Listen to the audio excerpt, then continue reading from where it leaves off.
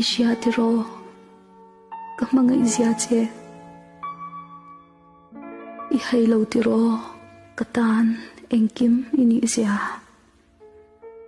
mase eng tizyange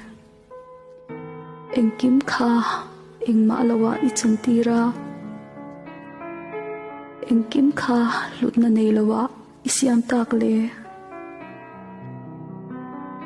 Nore thaylo sulnu lutsya turin Engatinge kanuna ilawlu le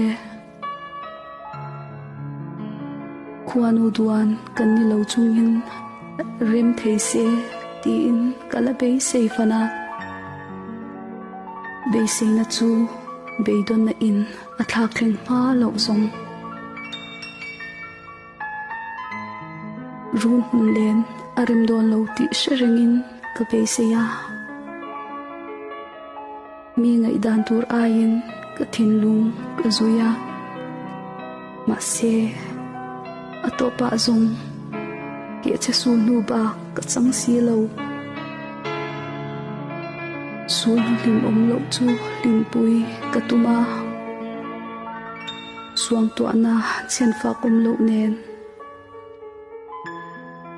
Sung zong song kabay say thon nuwa po Katin lung luwa tu ilan ifanasin